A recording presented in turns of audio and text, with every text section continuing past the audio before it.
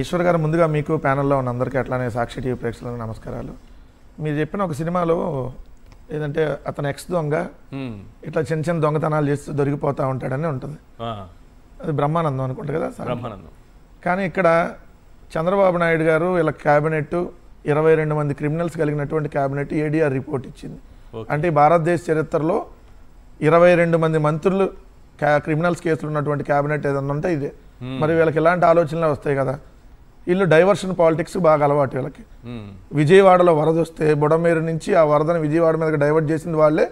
మళ్ళీ తీసుకెళ్లి జగన్మోహన్ రెడ్డి గారి మీద ముద్రేశారు.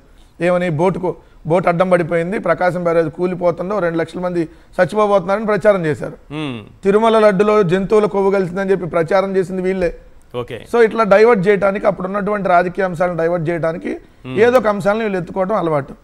ఇప్పుడు ఈ రోజు బర్నింగ్ ఏం నడుస్తుంది రాష్ట్రంలో, ఒక పక్క మెడికల్ కాలేజీల అంశం, రెండో అంశం రాష్ట్ర వ్యాప్తంగా నకిలీ మద్యం, నారావారి నాటు నకిలీ మద్యాన్ని ఏరులై పారించి విచ్చలవిడిగా ఏదైతే మద్యం షాపులకి బెల్ట్ షాపులకి సప్లై చేసి ఏదైతే ప్రజల ప్రాణాలను తీస్తున్నారు అనేది ఓపెన్గా ఈరోజు రాష్ట్ర వ్యాప్తంగా కాదు సార్, పక్క రాష్ట్రాల్లో కూడా చర్చించుకుంటున్నారు. ఆంధ్రప్రదేశ్లో మందు తాగితే, ఒకవేళ పొరపాటున అక్కడికి వెళ్ళి మందు కానీ మనం తాగితే స్పాట్లోనే చచ్చిపోతున్నారంటని ఈరోజు పక్క రాష్ట్రాల్లో కూడా చర్చించుకుంటున్నారు. కాబట్టి దానికోసం ఏం చేయాలి, ఇది నరేంద్ర మోడీ గారికి తెలియదా?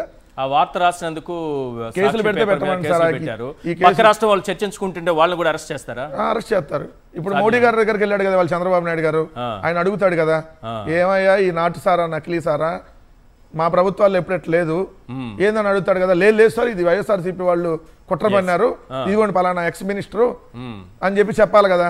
అందుకని చెప్పి సడన్ గా వాళ్ళ వీడియోని రిలీజ్ చేశారు. అసలు ఇతను ఎవరైతే ఇప్పుడు ఆ వీడియోలో ఉన్నటువంటి జనార్దన్ రావు సార్, ఎవడన్నా కేసు ఉంటే దర్జాగా విదేశాల నుంచి ఆంధ్రప్రదేశ్కి వచ్చేస్తాడా? అంతే కదా, వీలైన ఎక్కువ రోజులు పారిపోతారు కదా. కానీ నేను వస్తున్నా అని దర్జాగా వీడియో రిలీజ్ చేయటం, ఇట్లా టీవీగా ఇట్ట నడుచుకుంటూ, అని మనం కూర్చున్నాం కానీ అడగ చూపించలేం. విజయవాడ ఎయిర్పోర్ట్కి వస్తున్నా సమాచారం, ముంబైలో దిగా విజయవాడలో పలానా టైంకి వస్తున్నా అని చెప్పి దర్జాగా నడుచుకుంటా జనార్దన్ రావు ఎట్లా వచ్చాడు? తెలుగుదేశం పార్టీలో ఉన్నటువంటి పెద్దలు రప్పించారు అతన్ని. ఎందుకు? జయచంద్రారెడ్డో లేదంటే తెలుగుదేశం పార్టీ నాయకులు లేదంటే ముఖ్యమంత్రి చంద్రబాబు నాయుడు వాళ్ళ కొడుకో, వీళ్ళెవ్వరి పేర్లు రాకుండా ఉండాలంటే ఏం చేయాలి? ఏదో ఒక వ్యక్తిని ముందు అట్లా అడ్డం పెట్టి, ఇదిగో ఇతనే చేశాడు, లేదా ఇతను పలానా వాళ్ళతో కలిసి చేశాడు, లేదా అక్కడ పనిచేసే ఉద్యోగస్తులు చేశారు, లేదంటే అక్కడ బెల్ట్ షాపుల వాళ్ళకి పంపించామని తూతూ మంత్రంగా ఒక 20 మందినో ఏదో పెట్టేసి అరెస్ట్ చేసేసి కేసును క్లోజ్ చేయాలనుకున్నారు. కానీ వైఎస్ఆర్ కాంగ్రెస్ పార్టీ వదలట్లేదే, సిబిఐ ఎంక్వైరీ ఇమ్మంటుంది. ఈ రోజు కూడా నాటు నకిలీ మద్యం గురించి రాష్ట్ర వ్యాప్తంగా నిరసనలు వ్యక్తమైనవి. సో దీనికి ఏం చేయాలి? అందుకని ఇవాళ గౌడ సామాజిక వర్గానికి సంబంధించి అదే ఇబ్రహీంపట్నం అంటే మైలవరం నియోజకవర్గానికి ఇన్ఛార్జిగా ఉన్నటువంటి జోగి రమేష్ గారిని పెట్టాలి. ఎందుకంటే ఇబ్రహీంపట్నం దాని కింద వస్తుంది కదా. సో ఇబ్రహీంపట్నం పట్టుకున్నారు కాబట్టి జోగి రమేష్ గారికి పెడితే లింక్ కరెక్ట్ గా కుదిరిద్ది కదా. అందుకని నారావారి నాటు స్కెచ్, ఇది నారావారి నాటు మధ్యం లాగా ఒక నాటు స్కెచ్ చేశాడు. కానీ వీళ్ళకి దొరికిపోతారు ఎప్పుడు, ఎందుకంటే దొంగ వాళ్ళ రేపైనా దొరుకుతాడు కదా. చంద్రబాబు నాయుడు గారు మరొకసారి అడ్డంగా దొరికాడు. ఎట్లా? 2 రిమాండ్ రిపోర్టులు చూద్దాం. ఒక రిమాండ్ రిపోర్ట్ ఎవరిది? ఏదైతే తెలుగుదేశం పార్టీ తంబాలపల్లి నియోజకవర్గ ఇన్ఛార్జ్ జయచంద్రారెడ్డి డ్రైవర్ అష్రఫ్, అతనికి సంబంధించినటువంటి రిమాండ్ రిపోర్ట్లు ఏమేశారు?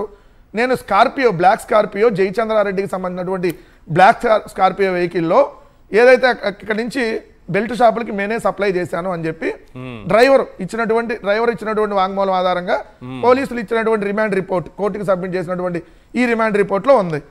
ఏది అంటే జయచంద్రారెడ్డి అక్కడ ఉన్నాడు అనేది. జయచంద్రారెడ్డి కారులోనే సార్, ఒక ఎమ్మెల్యేగా పోటీ చేసినటువంటి అభ్యర్థికి సంబంధించినటువంటి కారులోనే ఏదైతే నకిలీ మందుని, ఏదైతే నాటు సారాన్ని డైరెక్ట్ గా సీసాల్లో నింపి సప్లై చేశామనేది దానికి సంబంధించినటువంటి రిమాండ్ రిపోర్టు. రెండో రిమాండ్ రిపోర్ట్ ఎవరిది? జనార్దన్ రావుకి సంబంధించినటువంటి రిపోర్టు. జనార్దన్ రావు ఎప్పుడు వచ్చాడు? 10వ తారీఖు వచ్చాడు, ఏదైతే దర్జాగా విజయవాడకి. 11వ తారీఖు రిమాండ్ కి, ఏదైతే 11వ తారీఖు కోర్టులో ప్రొడ్యూస్ చేశారు. చూసారా వీడియో? చూసారా? చెప్పా కదా సార్, నవ్వుతూ ఉన్నాడు, ఆనందంగా వచ్చాడు, ఆనందంగా ఉన్నాడు. అదే ఎర్రే ఆనందంగా, మనకేం లేదు, బాబు గారితో ఆల్రెడీ మాట్లాడేసాం అని చెప్పి దర్జాగా వచ్చేసాడు. వచ్చేసిన తర్వాత ఆయన చెప్పిన దాంట్లోనే దొరికిపోయాడు. ఎట్లా? నా ఫోను ముంబైలో నేను వదిలేసి వచ్చా అని చెప్పాడు అతను. ఇప్పుడు అతని ఫోన్లోంచి వీడియో తీసామని అంటున్నారు. అవును, మరి ఎవరి ఫోన్లో నుంచి తీశారు? రెండోది, అతను పోలీస్ కస్టడీలో ఉన్నాడు. అవును, పోలీస్ కస్టడీలో ఉన్నప్పుడు ఎలా వీడియో బయటకు వచ్చింది? Point number 1. పోలీస్ కస్టడీలో ఉంటే ఏదో పోలీసులు తీసన్నా బయటకు వదలాలి. అది కూడా ఎల్లో మీడియాకే ఎందుకు వచ్చింది? ఇదేమన్నా పోలీసులు ప్రెస్ మీట్ పెట్టి చెప్పలేదు కదా, ఇది మేము ఎంక్వైరీ చేసాం ఇతను ఇచ్చాడని. అది ఒకవేళ పోలీసులు కూడా బయటకు వచ్చి చెప్పడానికి లేదు, కోర్టుకు చెప్పాలి. పోలీసులు కూడా రిమాండ్ రిపోర్ట్కి రిమాండ్ ఇచ్చేటప్పుడు ఆ వీడియోను పోలీసులు ఏదైతే న్యాయమూర్తి గారికి సబ్మిట్ చేయాలి.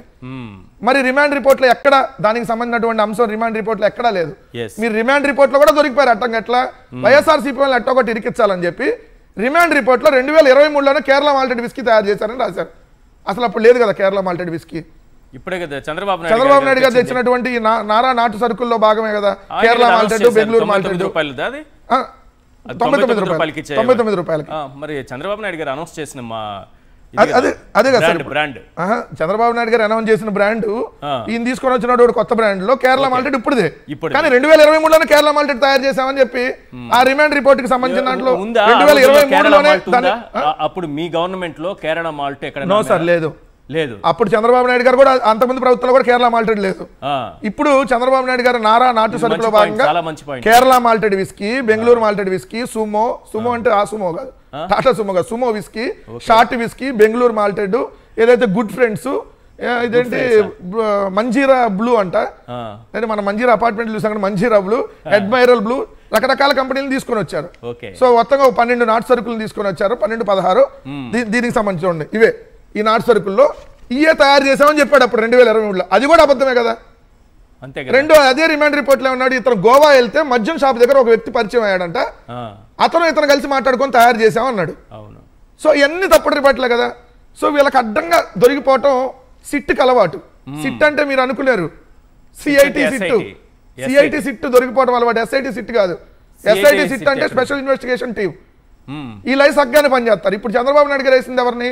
CIT SIT, Chandrababu Naidu investigation team. వీళ్ళు ఏం చేస్తారు? చంద్రబాబు నాయుడు గారు 12 అట్టపెట్లు 11 కోట్లు ఇవాళ అల్లేంట్రా కదా అనగానే వాళ్ళు అల్లేస్తారు.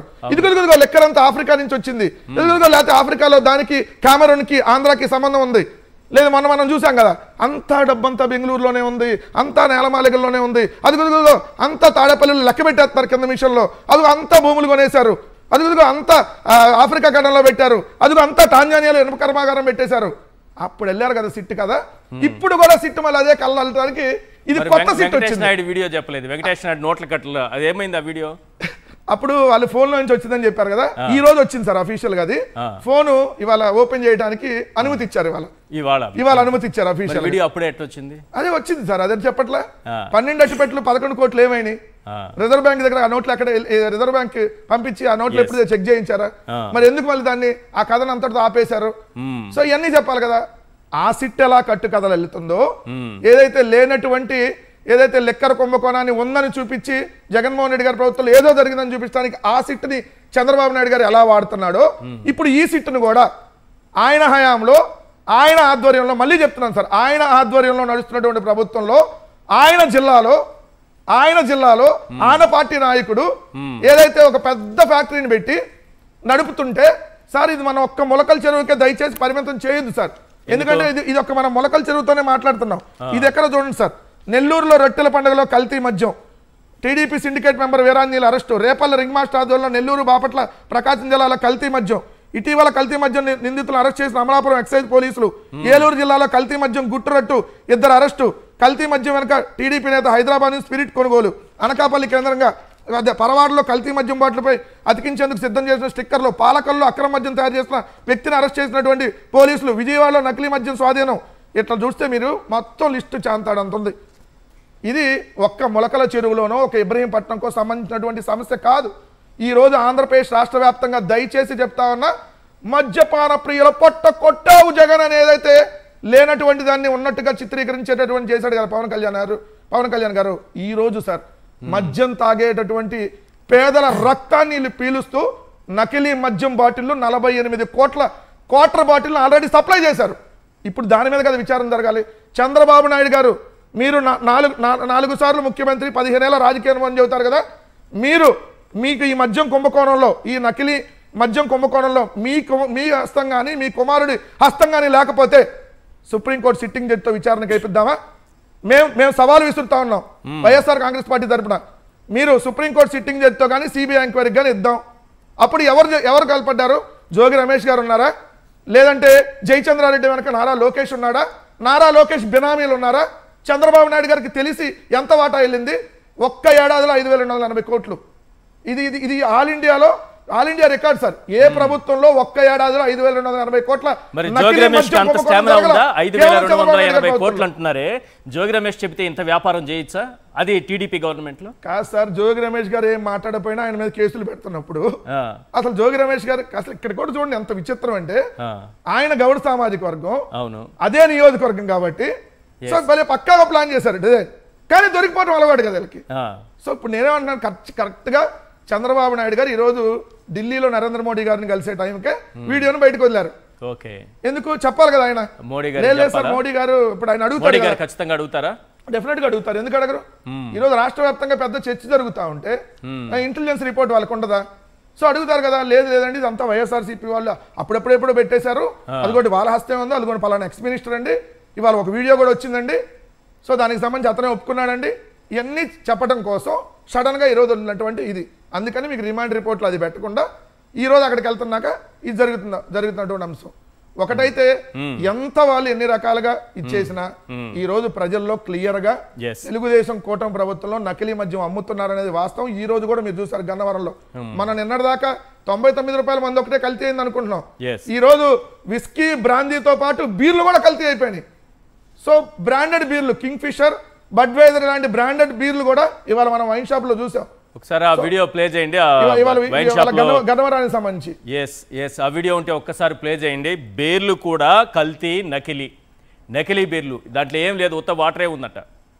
వాళ్ళు 2 గ్లాసుల్లో పోసినప్పుడు అది అలవాటు ఉన్న వాళ్ళు గమనించండి బాగా, ఏదో తేడా కనిపిస్తుంది అందులో. ఏం సార్ దానికి దీనికి తేడా ఏంటి సార్? చంద్రబాబు నాయుడు గారు చెప్పాలి సార్. ఇంకో విచిత్రం ఏంటి తెలుసా? కనిపెట్టలేరంట. ఒకసారి ఆడియోతో సహా అది ఒకసారి ప్లే చేయండి ఫస్ట్ నుంచి. అంతే నీ దగ్గర ఇది నిజమా కాదా నువ్వు చెప్పు. కలర్ చూడండి ఆ విధంగా నొరగ రావాలి, కలర్ ఆ విధంగా ఉండాలి. కానీ ఆ పక్కన ఉన్న దాంట్లో లేదు. రస్నా లాగుంది అది. చిన్నప్పుడు తాగేవాళ్ళు. ఏముంది, 3 బీర్లు తీసుకున్నాను. ఒకసారి నీళ్ళ బీరా చెప్పండి. మూతలో పోయి ఇంకో బీర్ పోయి ఏమైనా చెప్తున్నా కాదండి, మీకు చెప్పండి. డబ్బులు పోతారు, విషయం చెప్పండి.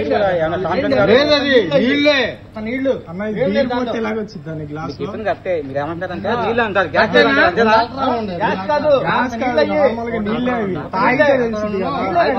ఇప్పుడు మనకి ఏంటంటే బీరు వస్తే మన ఫ్రిడ్జ్ లో పెట్టిస్తాం వరకే మనం కాదుగా. వచ్చిన బీరు ఫ్రిడ్జ్ లో పెట్టిస్తాం వరకే మా డ్యూటీ. అది వాస్తవం. అది